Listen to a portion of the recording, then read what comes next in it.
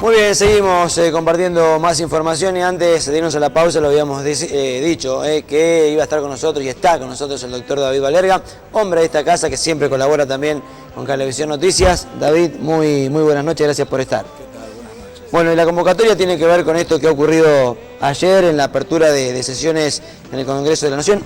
Creo que estuviste presente. Fuimos en realidad con la idea de la producción del Exacto. canal con una cámara y hacer una cobertura, incluso tener algunas imágenes, notas de... La idea era en realidad cubrir desde la gente, diríamos, cómo se vivía desde adentro. ¿No? Porque por ahí lo que uno ve por la televisión nacional es el Congreso, las imágenes de los políticos, bueno, el discurso de la Presidente, pero no ve qué pasa más allá de imágenes aéreas, pero qué pasa desde adentro. Primero lo de decir, mucha gente. Muchísima gente. Yo creo que más de lo que se esperaba. Sí. Y además, a pesar de lo que por ahí uno lee en las redes sociales, por ahí, al haber estado ahí, hubo mucha movilización ¿Espontánea? De personas, familias que no venían. A ver, las grandes columnas existieron de sectores que siempre apoyan al gobierno. Claro, y sobre todo de Ciudad del Gran Buenos Aires. Gremios. De gremios también, ESMATA, UPCN, se veían algunas columnas importantes. Pero también mucha gente suelta, que llegó, familia. Es más, el ambiente fue tranquilo, la desmovilización, nosotros nos quedamos hasta el final y realmente la desmovilización fue muy tranquila. Hoy veía algunas imágenes de la mugre que quedó y es cierto, sí, quedó, la verdad que... Sí. Y encima con la lluvia, porque hubo que también aguantar un poco el agua, quedaba una imagen todavía de mayor basura, ¿no? Que es habitual en cada convocatoria de este tipo. Y esa movilización y esa cantidad de gente y además la cantidad de horas, porque nosotros llegamos a las 10 de la mañana y ya había gente a esa hora. En las vallas delante del Congreso no podíamos llegar porque ya estaba, diremos, a las 10 de la mañana ya había un núcleo de mucha gente que no te permitía acceder hasta ahí. Así que nos fuimos quedando por atrás y bueno, y a medida que fue llegando gente, cada vez se fue llenando más. Y fueron después casi 4 horas de discurso, 3 horas. Casi 4 horas. Terminó toda la actividad más o menos 16:30 horas, ¿no? Con lo cual te estoy diciendo, las 10 de la mañana, hay gente que almorzó ahí. Había muchos puestos de choripán, pero eran puestos donde vendían los choripán. No lo regalaban. Yo leí hoy, dice, te dan el choripán y la coca. Yo no vi a nadie que los puestos de choripán había que pagar. Que después las organizaciones internamente cuando llegan al colectivo es habitual, porque uno ha estado en esto y sabe, prepara algunos sándwiches de mortadela, qué sé yo, como para darle y volver con algo en el estómago, sí, porque hay gente que nos lleva un peso y no tiene para comprar justamente en esos puestos, hamburguesas, choripanes, una gaseosa, ¿no? Bueno, en cuanto al discurso, quizás no sorprendió tanto el discurso, quizás esperaba algún anuncio más, según marcan algunos medios nacionales. Sí, quizás, a ver, se marcan temas negativos y positivos, digo, pero a mí, de lo negativo, podría decir de que quizás podría haber habido algún anuncio en el tema ganancias. Porque después se marca el tema inflación y el tema seguridad. El tema inflación, la presidenta nunca lo quiso hablar, pero indirectamente lo habla, porque resaltó el ahora 12, que es una política claramente para combatir la inflación, y resaltó los precios cuidados, que es otra política, otro programa claramente para combatir la inflación. O sea que, digo, indirectamente habla de la inflación sin referirse a la palabra inflación, porque sabemos que no se lo quiere expresar de esa manera. Pero habló de 2 programas que claramente surgieron para combatir la inflación, con lo cual estás reconociendo que hay alza de precios, si no, no hubieras tenido esos 2 programas, ¿no es cierto? El de las 12 cuotas sin intereses, que incluso hizo alguna chanza ahí con alguna señora, diríamos, como de Barrio Norte, y que ahora va a los shopping a comprar también en cuotas sin interés, y dijo, en buena hora, y con el tema de precios cuidados, bueno, también lo resaltó. Después el tema seguridad, es cierto, ahí sí no hubo una sola palabra, pero también, ¿no? Uno dice el tema seguridad. ¿Hasta dónde el gobierno nacional tiene plena responsabilidad de la seguridad, ¿no? Yo creo que sí. Yo personalmente creo que sí. Y pero los gobiernos provinciales no la tienen. También, sí. A ver, yo en eso República, gobierno nacional y gobierno provincial, o sea, y el gobierno cordobés y el gobierno santafesino. la política tiene mucha responsabilidad, porque son las que pueden definir yo programas. no escuché el discurso de Macri, ni el de Scioli que iba a hacer hoy. Creo que los que tienen que tener claramente en la agenda el tema de seguridad son esos dirigentes. Por ejemplo, Macri porque gobierna la ciudad de Buenos Aires y tiene la policía metropolitana a cargo y tiene él la jurisdicción de Capital Federal en lo que hace a la seguridad. Y, por ejemplo, Scioli, porque tiene la provincia de Buenos Aires y nada más y nada menos que el Gran Buenos Aires, que con Macri forman una zona metropolitana que es, diríamos, de lo más explosivo que hay en el país, porque si uno va hacia el interior, después está, bueno, Rosario como un lugar, diríamos, muy sensible. Exacto. Y algo del Gran Córdoba. Sí, sí. Después son hechos, digamos, empieza a tomar características más parecidas a la ciudad de Mercedes. Pero bueno, podemos ponerlo como el dato negativo que no hubo una sola mención al tema de la seguridad. Tenemos algunas placas que tienen que ver con los hechos positivos y los hechos negativos. Ahí le vamos a pedir a Carlitos Massa que nos haga ese aporte, porque claro, hubo puntos que fueron, como vos bien los marcás, de relevancia en cuanto a lo positivo y a lo negativo que dejó este discurso de Cristina Fernández de Kirchner. No sé si tenemos las placas, ahí estamos viendo. A ver, estatización de los trenes. Fue uno de los puntos que habló de la presidencia. Podemos decir, el único anuncio realmente, ¿no?, que hubo. Algunos esperaban un poco más de algunos otros anuncios, pero el anuncio real, diríamos, fue de que va a enviar una ley para la reestatización y que ahí explicó esto no es una actitud vengativa, no es una actitud estatista, sino fue con números, ¿no? Lo que significaba hoy La Plata, que significaba gestionar el ferrocarril Sarmiento, que el Estado lo recuperó después de aquel hecho lamentable del accidente de 11. ¿Y qué pasaba con el Mitre y el San Martín, creo otro más, el ROC, ¿no?, que están gestionados por empresas privadas?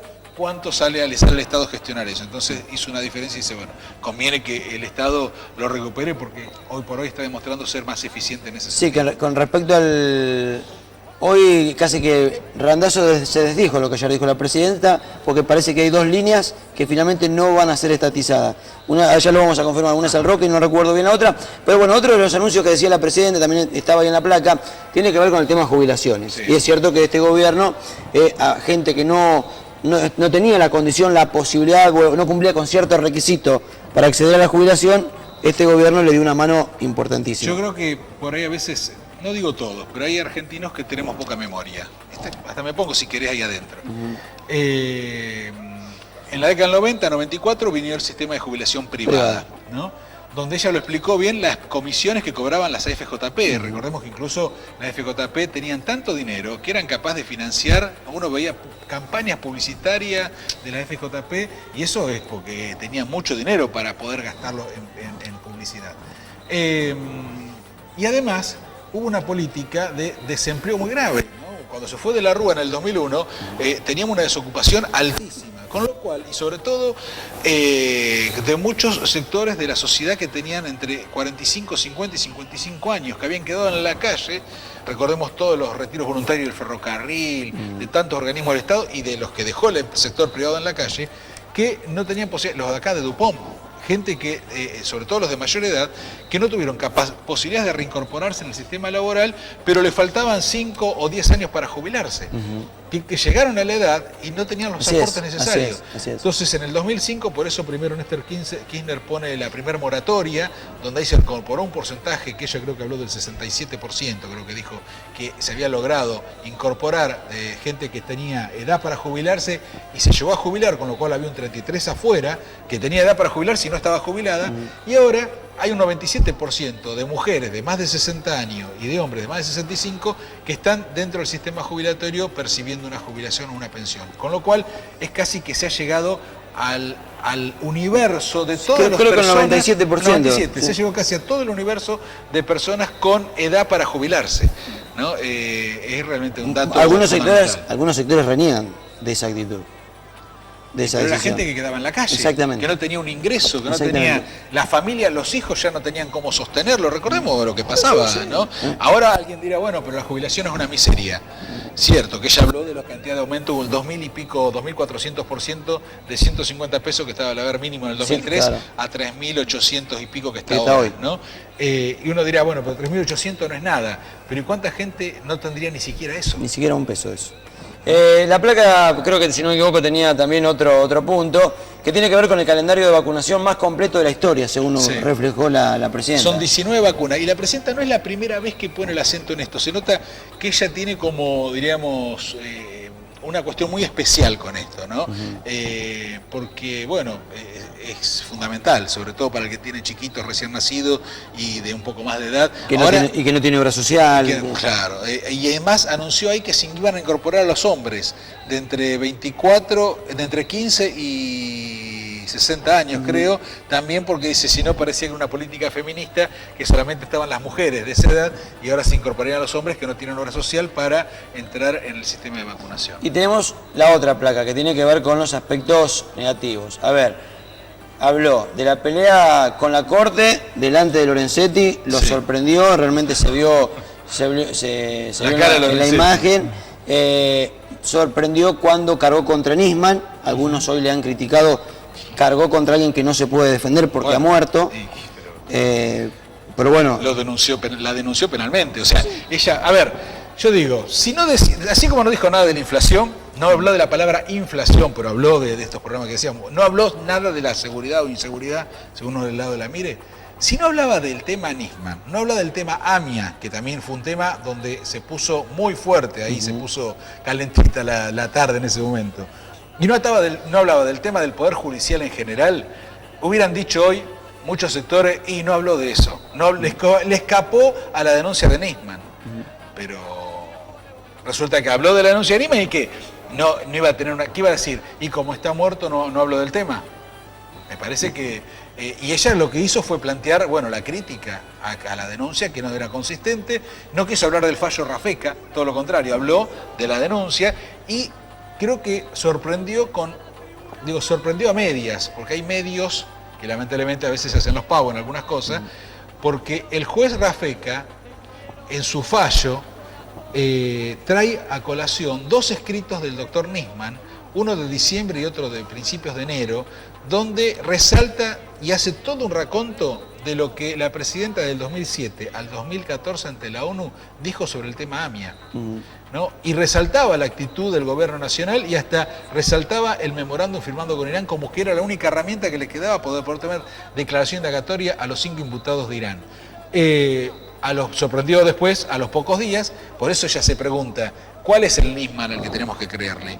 ¿Al que en fines de diciembre escribía eso y que la secretaria de Nisman la acercó al juez Rafeca previo a su fallo, creo que el 20 de febrero dijo que se lo había acercado? ¿O al Nisman que ¿cuándo fue? ¿El 14 de enero? ¿El 13 de enero, creo? Que presentó la denuncia penal ante el juez, no recuerdo bien la fecha. Lijo. Sí, yo en el tema justicia, esto para es una opinión, no suelo opinar, pero en cuestiones de lo que está pasando, también hay que renegar mucho. Pareciera que la presidenta se olvida de esas causas que siempre recaían en el juzgado del doctor Ollarvide y siempre resultaban favorables. Y de eso no ha hablado, de eso no se ha criticado, porque esa es también otra situación que debió haber dicho en algún momento. El Estado Nacional, de temas que pasaron por causa del doctor Ollarvide, que siempre le resultaron favorables, nunca habló. Sí, el enriquecimiento de Néstor Kirchner y de ella. En vida todavía Néstor Exactamente. Kirchner. Y vale recordar que tenemos un vicepresidente que está haciendo un proceso. Bueno, no estuvo presente. Y no estuvo presente y que incluso fue abucheado en Uruguay. Sí, sí. La placa también hablaba de otro punto que tiene que ver, bueno, lo dijimos, David, no habló de la inseguridad, que en parte vos lo dijiste, algo habló y no habló de... No, al revés. No habló de inflación y de inseguridad. Para mí habla de inflación sin mencionarlo, porque resalta esos programas, con lo cual está reconociendo, y no habló de inseguridad en ningún momento. Exactamente. Y tenemos para compartir dos opiniones más. ¿Sabes qué? Antes quería resaltar algo que también no debería pasar desapercibido, que es la cuestión de las leyes laborales. Habló de 48 leyes laborales que aprobó el Congreso en estos 12 años o 11 años, que ninguna fue para cercenarle un solo derecho a los trabajadores. A diferencia de lo que pasaba en los gobiernos anteriores. No tuvieron nada que ver con la ley aquella de flexibilización laboral, con los contratos basura, con la ley de la Banel, con la época de la Rúa y todo el escándalo que generó. O sea, todo lo contrario. El Congreso argentino se vio que y dos leyes que ella resaltó que uno por cuestiones de trabajo, a diario lo vive, cómo le ha devuelto y que le ha dado derechos a dos sectores de la comunidad que estaban olvidados. Uno es el sector rural, con el Estatuto del Trabajador Rural, la nueva ley a partir de fines de diciembre del 2012 y principios del 2013, donde le ha devuelto una cantidad de derechos, y es más, le ha dado más derechos que al trabajador que está bajo la ley de contrato de trabajo. Como por ejemplo que tenga licencia el padre cuando tiene familia, de hasta 30 días. Cosa que en el caso de la ley de contrato de trabajo son 2 días por maternidad, por paternidad. Sí, por paternidad. Caso, ¿no? Bueno, que incluso se está buscando, se está trabajando para también porque en la ley ampliarla. de trabajo rural se le dio ese derecho, entre otros. Y en la ley de trabajadoras de casas particulares, que todos conocemos más como servicio doméstico, que también era un decreto ley del año 56, de la época de la Revolución Libertadora, que ella dijo, ni Evita logró, que era una cosa que tenía pendiente Eva Perón en su momento, logró legislarlo. Y este gobierno legisló algo que también le ha dado derechos, pero a las trabajadoras de casas de familia que antes no los tenían, ¿no? Ahora, bueno, está en que lo peleen y los logren que se les reconozcan, ¿no es cierto? Pero está la ley. Tenemos 2 opiniones más, que son de 2 concejales, el concejal Benítez y el concejal Juan Carlos Badano. Habíamos escuchado ya al señor Sestari y también al concejal mandato cumplido Luis Colau. Esto decía.